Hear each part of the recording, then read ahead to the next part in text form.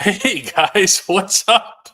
Welcome to something that we didn't announce, didn't tell anybody that we were going to do, other than on our DK Pittsburgh Sports website just about 10 minutes ago. So even there, people are going to be a little bit surprised to see us trying, and I'm going to emphasize the word here, trying to put together a Pirates postgame video program.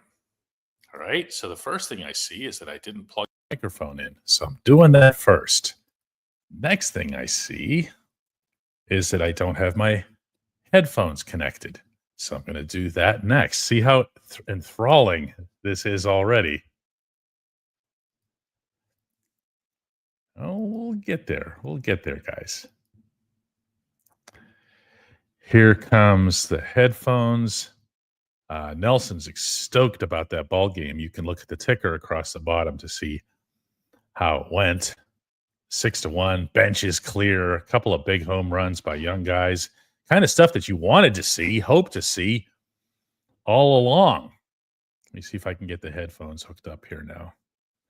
That's the mic. That's the speaker would be. Oh, that's me right there. Okay, so now I should be able to hear everything. Okay, good. This is progress. Anyway, here's how this is going to work. We're going to be doing these live shows, and they show up pretty much everywhere, but the only place that you'll be able to count on seeing them is, well, two places. One is YouTube, our Pirates channel on YouTube, and two is on our Pirates feed on DK Pittsburgh Sports, both the website and the app. We are looking forward to, at some point or other, things getting better for this team. Maybe that requires everybody first being fired. That happens to be my philosophy on this. All the other good things about tonight aside, this team really, really needs that badly. This team really, really needs just new leadership, new environment, new atmosphere, new everything. And I think that doesn't happen until you've changed the manager, the general manager, really anybody who's in charge of anything, is the way that I've been wording it. Now, as far as this program goes, here's how we're going to do this. We'll come in like this after a game, talk for a little bit, go back and forth. That buys time for the reporter on the scene, which sometimes will be me. I'll sometimes be the one that's over here in this other box because I'll be at the stadium, and they'll be waiting on me to get done talking to the manager, talking to the players. And on a night like tonight, there's a little bit more to that than usual, because as I was just communicating, we have two reporters there tonight. We have Jose Negron over there, and we have Greg McAfee over there. And they're going to be split up around the clubhouse. They're going to be talking to different players, in particular about the benches clear. Now, we're also doing a separate article on Bailey Falter and 7 zeros that he put up. He was outstanding. But on a night like this, you also have to look across the aisle. You need to get the story from the Washington perspective as well. What was up with this idiot, Jorge Lopez, going at guys very plainly because they hit home runs off of him several months ago? We're going to talk about that tonight too. I'm blown away by this. A lifetime of covering and being around baseball. I'm not sure I'd ever seen somebody do something so petty, so stupid, meaning from his own team standpoint, and more important than any of that, so reckless. Kutch's head? Are you kidding me? If you're in here, if you're in the live comments or whatever, I want to hear from you. Don't just show up and, be nice and wave or whatever. Show up. I'm ready to communicate with you here. You're not going to get left high and dry here. Allison says hi. I say hi right back to Allison. Jeff says, this is different. Well, yeah, it is. We didn't announce it at all. We're going to try it. We're going to see how it goes. The more of you that come in and the more of you that participate, and ultimately when we set up memberships for our Pirates channel, and we'll get around to doing that in the very near future, that's good stuff. Nelson says, now that's a ball game. And I got to tell you, it wasn't much of a ball game in my estimation, other than Falter, until all that stuff happened in the 7th inning. But when that happens, forgive me for the way this will come across. You can do all your necklaces, you can do all your Zoltans and whatever else, and you can get 10 hits or 10 runs off of whoever that was that pitched for Washington the other night. That does not put the pieces together for a team. That doesn't build anything. You want to know what does? Nelson says right here. Did you see Cruz holding back Pham? Now, I've gotten to know Tommy Pham a little bit in the time that he's been here, and this is someone who's pretty tightly wound to begin with. He feels like one of those dudes that's ready to fight at the drop of a hat. I mean, for nothing, right? And Pham starts, you saw him out there, and yeah, Cruz was the one, Mr. Cool, who's holding him back and everything. I'm not going to lie here, though. I'm not a big fan of advocating violence in any sport, least of all baseball. But this Lopez guy, I don't know how many people are aware of this story. This guy, he's 32 years old, lefty. He was with the Cubs last season, and both Brian Reynolds and Andrew McCutchen hit back-to-back homers off him that ultimately got David Ross fired. Nobody was weeping for any of that.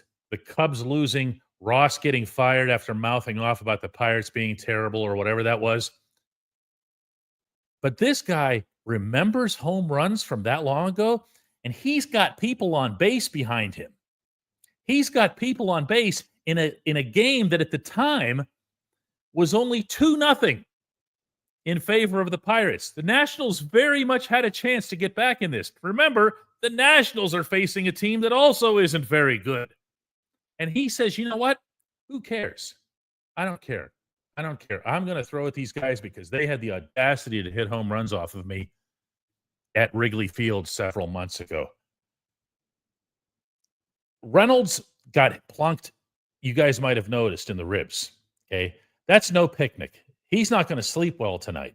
Okay. And whatever he's going to do to sleep, it's going to be on his left side. Okay. They've got a game tomorrow at 12:30. He's already playing through some pain. That's why he's not able to be out in the field. Right off the bat, if I'm the Pirates, I'm at the top step of the dugout because enough of them were going to remember what happened at Wrigley to wonder if this guy was enough of an idiot to do that. Okay. So JK here says that the broadcast sounded like they were describing the Zapruder film of past home runs, except that it's accurate. This isn't some conspiratorial thing. These are baseball players. They're elephants. They remember everything. Okay, this guy, the one person that's going to nail this is Benjamin here. Lopez is a bum. That's the beginning and the end of the analysis of what just happened here. He's a bum. So what does he do? Kutch comes up. He wants everyone to make sure that they understand how dumb he is and how dumb what he's doing is. So what happens? Reynolds gets hit. Then he throws at Kutch's head. I got to tell you something. I'm going to keep this show clean.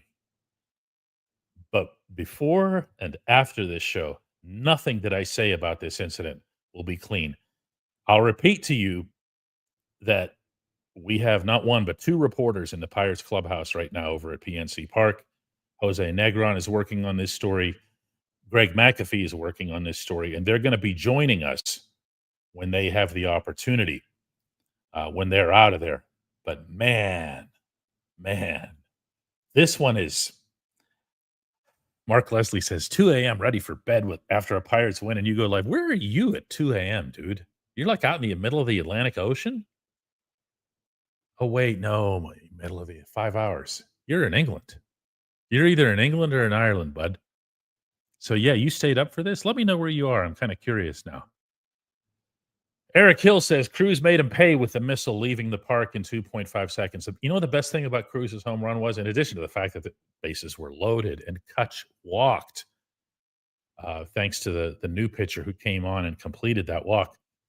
First pitch. Boom. First pitch. Boom. Just like that. You know what that is? It's good baseball.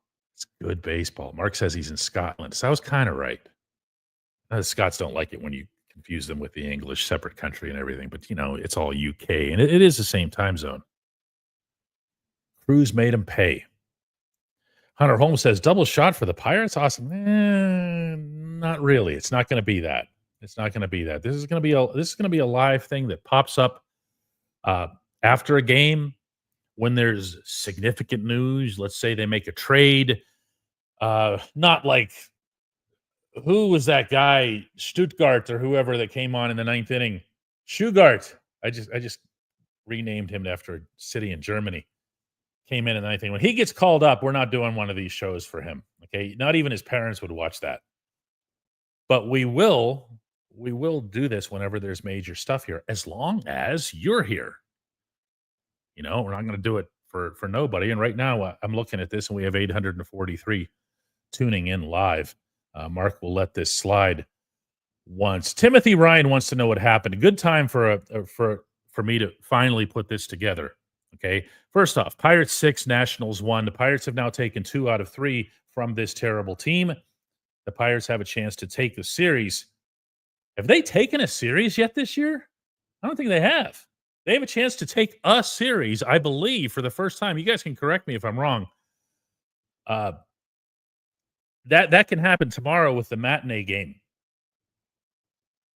From there, Bailey Falter was really, really sharp. And when he is like that, he's pitching down in the zone and he's locating his fastball more than anything else. He and I talk about this a lot. He can look effective with his slow stuff, but he's never going to be that guy that's just dropping arcs in there. Actually, Caleb Ferguson, who came in later, was doing that, but from the same side. But when you see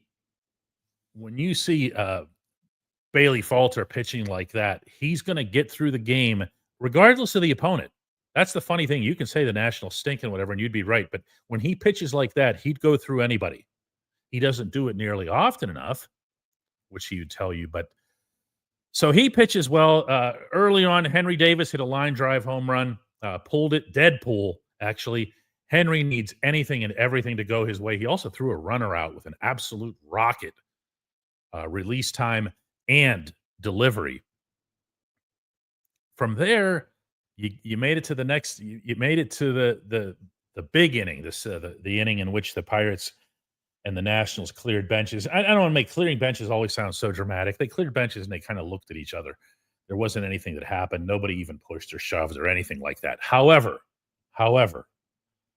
when you see a clown like this Jorge Lopez come in and throw deliberately, flagrantly, deliberately at your two best hitters, at Brian Reynolds and Andrew McCutchen, and he does it back-to-back, and you know that it was only a handful of months ago that you saw those two guys hit back-to-back bombs off of him. I'm going to give credit here where it's due, because we all, in watching baseball or watching any sports, complain a lot about the officiating. These umpires did the right thing. There was no warning for Lopez after hitting Reynolds. No warning. After that, though, after the idiot throws over Kutch's head, they get together to say, hang on a second. That did not look okay. We've been doing this a long time. People talk about robot umps, whatever. Robots can't do this stuff.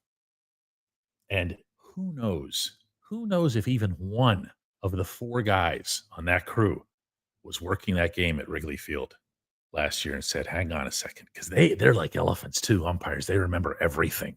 They know everything about everybody, but they also can sense stuff like this. And if you're the home plate ump in particular, and Reynolds was hitting lefty against this guy, Reynolds gets hits in the ribs, and then Kutch comes up, Kutch is hitting righty, and then you throw over Kutch's head? Come on. I got a question for you guys. As Alex Barron says, get Aroldis Chapman back here and have him throw 106 at a national. I'm going to ask you this. Do you feel like when Kutch hit the deck, and Kutch totally had to pull the chute there, and he did it really, really well, by the way. You think the team should have just gone out there and gone after him? That somebody should have gone after Lopez and said, "Heck with it, I'll get suspended for this." That's our best player of this century. Should you have gone out there after them? Oh, look at the queen of violence coming in. I knew we'd hear from her. She goes, exactly. She is agreeing with my call to violence. I can appreciate you. For anybody who doesn't know, that's actually our queen over there at the ballpark. Catkinson says the only thing that would bring the team together is a new manager.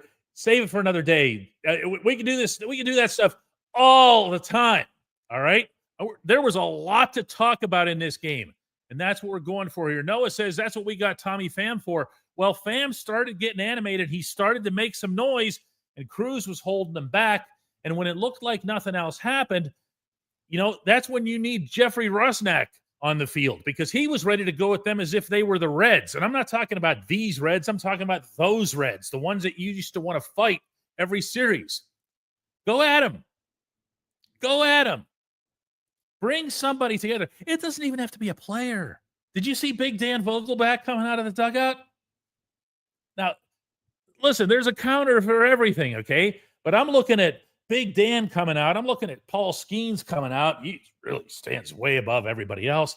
And then the Nationals have our old friend JB, Josh Bell, comes out. And it's like, wow, yeah.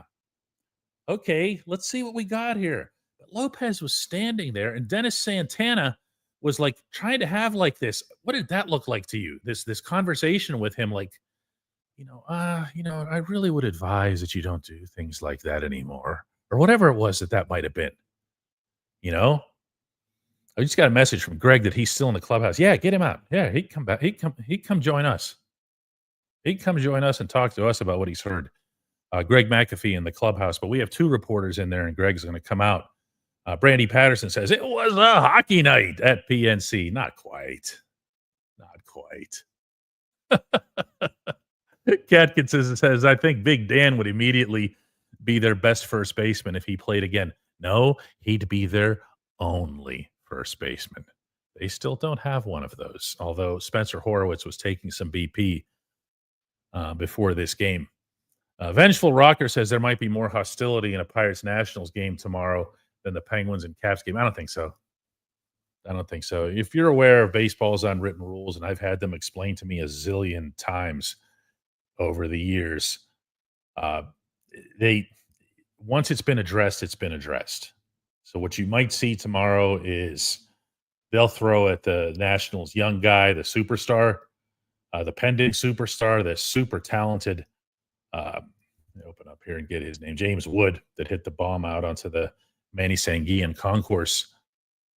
You do that, he takes one, and it's over. It's as simple as that here. Pirates Queen now claims that she was not advocating for violence, so I think less of her. She says, LOL, I was actually agreeing with how the umps never forget. I liked you so much better when I thought you were going along with my call for blood. And, do you want this team to get engaged in something? Do you want this team to look like it gives a crap at some point? And I understand that not hitting sucks the life out of everybody. And it visually is a really bad thing, especially when you're a paying customer. And I know you guys are both there all the time. It's just, there's nothing to it. Something like this can pick things up. Eric says Rowdy might have dropped blows. Don't ever put Rowdy in a positive context around me. Pirates are so happy he's gone, and they should be. And I'm talking about the players. I'll leave that where it is. And no, you're not getting it out of me. LP says, isn't that how Kutch hurt his elbow last year hitting the deck? After that, I don't know. Really? It's not ringing a bell. You might be right. It's just not ringing a bell for me. To me, when you see Kutch go down the way he did, I'm more worried about something that would be in the leg area, because he kind of crumpled up like this going down into the dirt. Alex says, just think of it like this. If Pham starts punching you, you increase your team batting average and get revenge. Dude. Okay, the Queen now takes back her taking back and says that she does, in fact, advocate for violence on baseball fields. Trash Mob wants to know, what did I miss about Rowdy? Why are they not fans of Rowdy? What you missed was not being subscribed to our website, because I reported all this. It's on DK Pittsburgh Sports, like all of our original reporting is. And I just really don't feel like going through it tonight. Sorry. Tyler says most exciting game of the year. And once again, it wasn't because of the baseball. See, Tyler, I'm not going to speak for what excites you and what doesn't. Okay. But to me, that's all one process, dude. Okay. Think of it this way. The incidents happen. The hit batsman happen. Kutch still works his walk off the new reliever after the idiot gets tossed. O'Neal Cruz comes up. First pitch over the Clemente wall. That's because of the baseball. That is what you want to do from a baseball standpoint. I can tell you this right now. O'Neal doesn't always show it. Okay, at least not, in the field area or whatever. But in that clubhouse, he is as aware as anybody of the impact that he has on the rest of that room, because they look to O'Neal as a difference maker. They look to him as a star, and they need for him to be their star. So when he picks them up like that, I am here to tell you that 13 is rounding those bases, floating on air tonight. He is floating on air. Do we have Greg? Yeah. We're going to bring in Greg McAfee here from over at PNC Park.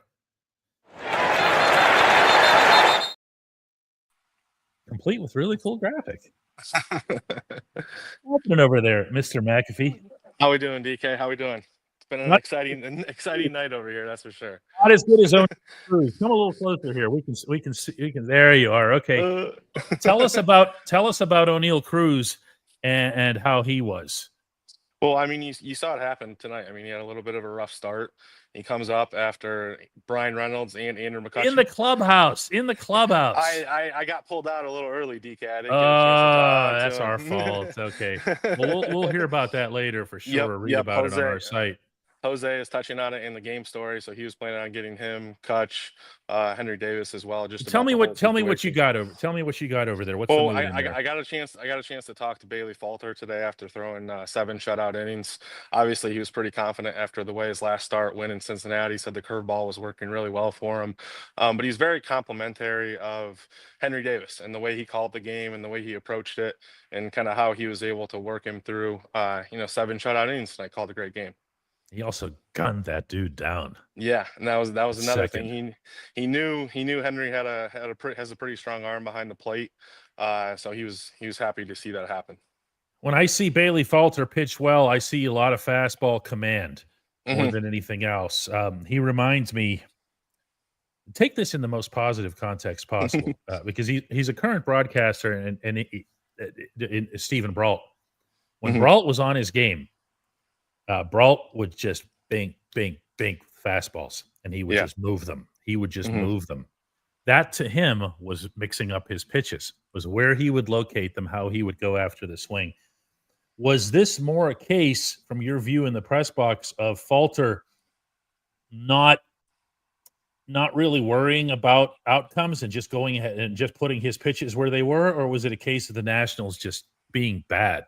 Yeah, I mean, I think it's probably a little bit of both, but his command with his fastball was really good tonight. But he also worked in the sinker as well, which kind of plays off the fastball.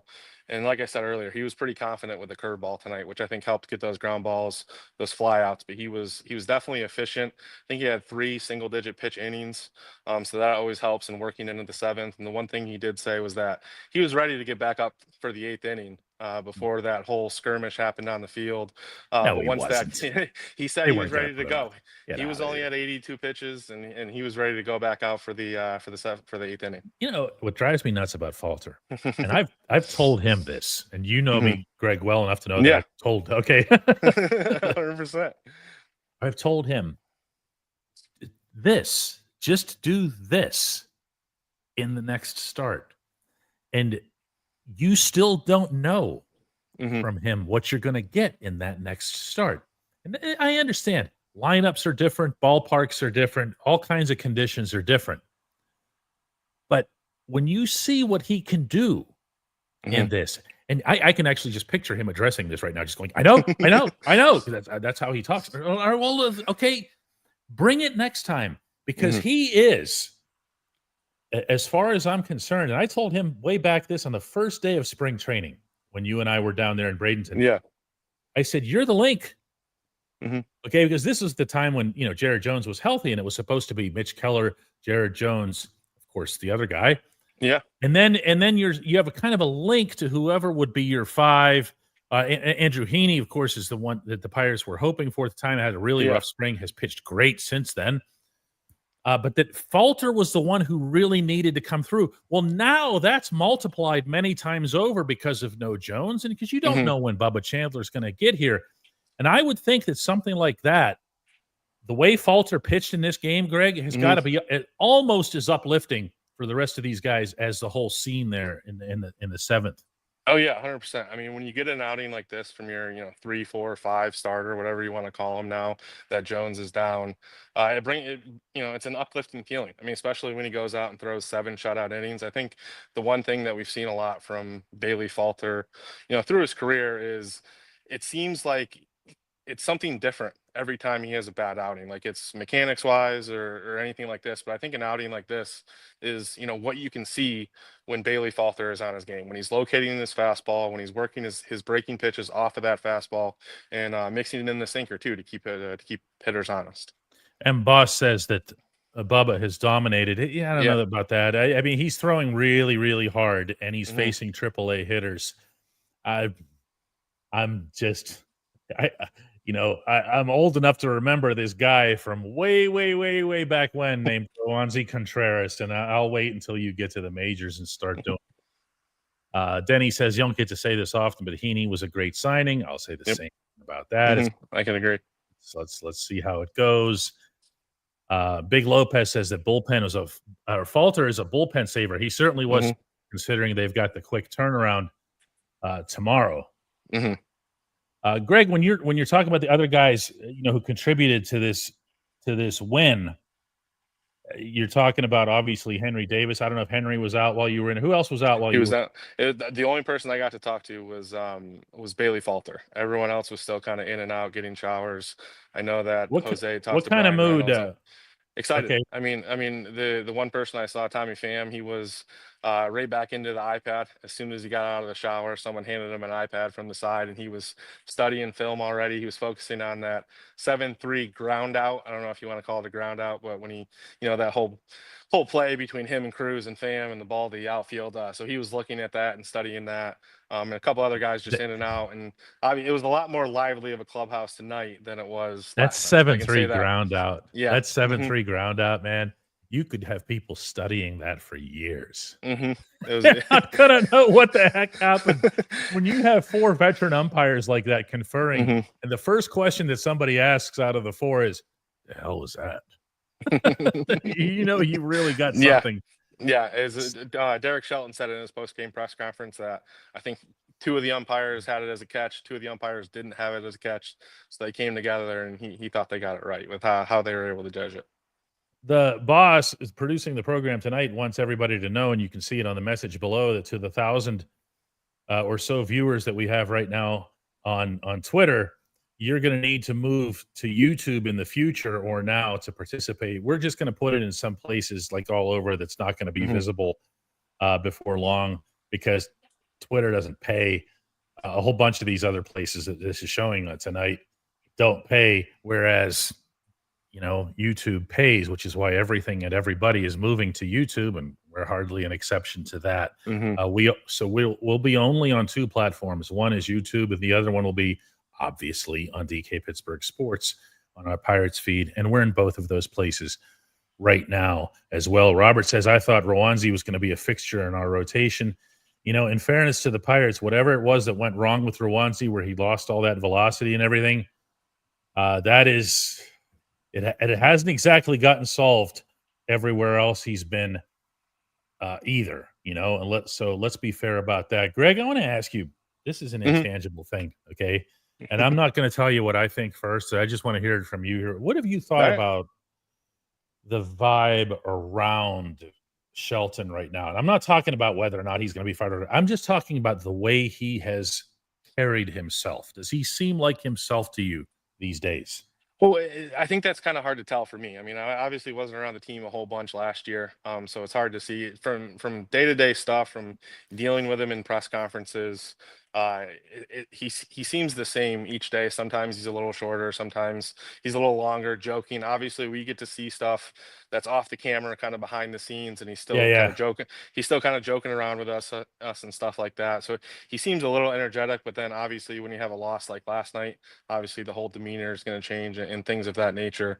But he doesn't have seemed to change as the season has gone on so far to me. He seems like the same guy we saw in preseason and spring training down in Bradenton. I think you might have a different opinion than I do, but that's just kind of what it seems to me. Well, I don't think it's a matter of one opinion, whatever. Like you Mhm, said, I've yeah, been around him for several years now, yeah, and I've seen him at his happiest and his, hmm his most, go lucky, have fun type of hmm moods and whatever. And Greg, all you've covered so far in this year on the yeah. beat has been nonstop misery. Yeah, I can say So this from what I saw at the beginning of the season compared to their win on Monday.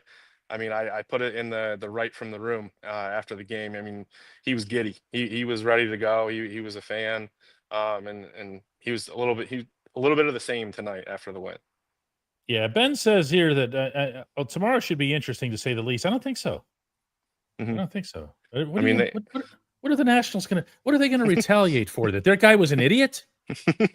I mean, obviously, I don't know the story from Kutch's perspective or from Reynolds's perspective because I didn't get a chance to talk to him. But there's obviously history between those two and Lopez from last year. They both hit home runs off of him in the top of the eighth inning at a game on September 2nd in Chicago. Reynolds hit a 3-run homer to tie it, and then McCutcheon hit a go-ahead home run to make it 4-3, and they ended up winning 5-3. Shelton wasn't sure if it was a reaction from last night from Mitch Keller hitting Paul DeJong or what kind of led to it. You But that's they kind of would the think that background. Mitch threw at And Paul and Young's eye, and and Shelton you said saw if Mitch that virtually was collapse on the mound. yeah, Shelton said if that was the kind of the behind the scenes part of it, then that's wrong. But he wasn't sure kind of what led to uh the two. He then he forgot about the home runs. Bill in Arizona says, "Do you think that the Pirates analytics guys are dictating the inconsistent lineup um, that the Pirates are putting out there, or is that still Derek Shelton's call?" It's Shelton's call at the end of the day. Can I say something about lineups? They Yeah, just of course. they don't matter. There's a fabulous Greg study. I have to share it with you someday. That was hmm it's one of those fan graphs, Saber type deals, sabermetric deals that broke down if you took every lineup that any manager puts out. Now, not a moronic lineup, okay, not hmm just where everything's just upside down, but like a Yeah. standard lineup. And you took all 162 of those lineups and you do what they consider to be optimizing them analytically. Okay, just making them the perfect analytical lineups. Okay, all your best hitters are batting second, hmm that kind of stuff, right? Yeah. How many additional wins do you think that would get a team over the course of 162 games? I would think it would be in single digits, if anything. Yeah. But everybody's like, "Oh my god, lineups, lineups." Why? Because they come out 3 hours before the game, hmm and it gives everybody 3 hours of something to debate. The problem with the Pirates lineup isn't the pencil going onto the card, okay? It's the acquisition of the players going onto the roster, Yes. okay? Nobody could find a good order for this group. No one could find the right place for Emmanuel Valdez, okay? Our friend the Queen says the energy and the momentum shift to this game was very much needed. I'd love to ask her back. I'll ask you, Greg. Do you think that this is more real than the necklaces or whatever Yeah. Monday night, or do either of these things mean anything because it's the Nationals? Yeah, I mean, I think it's definitely more than what the necklaces brought earlier this week. But the one thing I will say, I asked Shelton this after the game, and if this is something that they can kind of feed off of moving forward, and he said anything we can find, really. If there's something that brings a He team never together, answers this. yeah, Yeah. if there's anything that can bring the team together and kind of to hold on to contribute to another win, he's all for it. But on this night, it was two hitters getting thrown at. On Monday, it was some fighting necklaces. So I don't know what's going to be next. Maybe they'll rally around you next, DK. I doubt that very much. Ian Brodsky says, I'm happy for Henry Davis. He finally gets some pressure off him, and he just gets to have fun and some consistent at-bats. He's so needed. I mean, he's a 1-1. You cannot overstate. You can't waste a 1-1. You've basically thrown away an entire season of your franchise's existence to be able to draft that player. Understand that there's a lot of investment in Henry. Yeah. Okay. And Henry has to come through. He can't be just, he can't, I don't mean to add more pressure on him than he already has here. Okay. But he can't be just a guy. Yeah. Okay. Henry's got to become not necessarily a superstar, but he's got to become an above average player at the major league level. Vegas wants our show to explode so that we can buy the team. You don't want us running anything. K8 says that game felt like the Pirates had some life. Most fun I've had at a game in a while. I'll ask you, K. Were you through this game? Were you enjoying yourself in the crowd? Were you feeling like other people were into it? Was it just you, or did you look at the other side of the field and go, "Man, that's just the Nationals over there"? I'm not ready to. Cleveland's coming in this weekend. Okay. If the Pirates can take care of business tomorrow, and that is the way it probably should be termed, they should take a series like this from an opponent like that.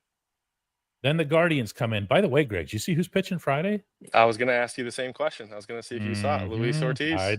Luis Ortiz. And Luis is coming off of an unbelievable outing in Cleveland. Vegas says, I don't want to give you a backhanded compliment, but how much worse could you be as the owner? I could be a lot worse, man. a lot worse.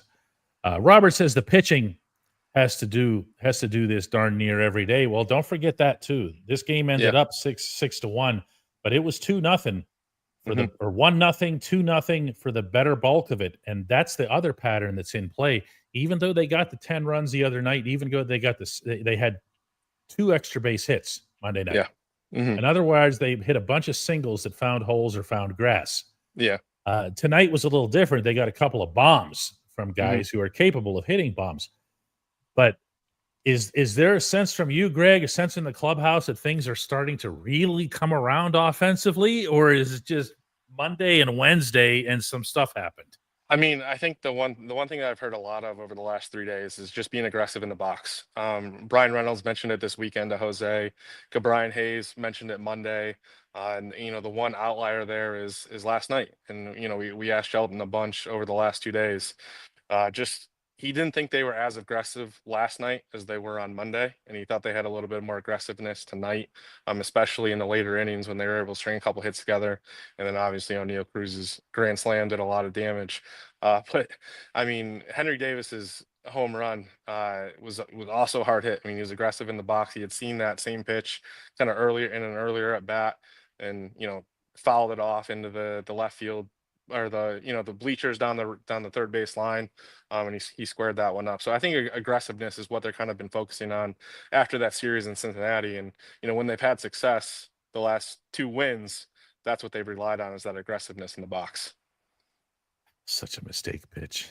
God bless Henry. God bless Henry for punishing it with the punishment that it deserved. Yeah, but it was such a mistake pitch, and it looked like one of those home runs that Henry hits in spring.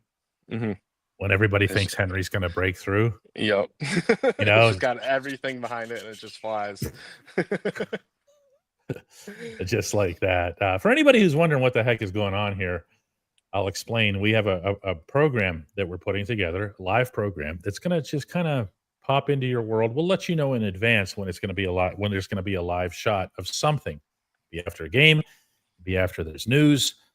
If you become, a subscriber to this channel, to our DK Pittsburgh Sports Pirates channel on YouTube, you'll get these little alerts and everything, and they'll let you know whenever we're doing stuff. Of course, the best way to do this is to go onto our website, DK Pittsburgh Sports. We'll also let you know, of course, everything that's coming in there.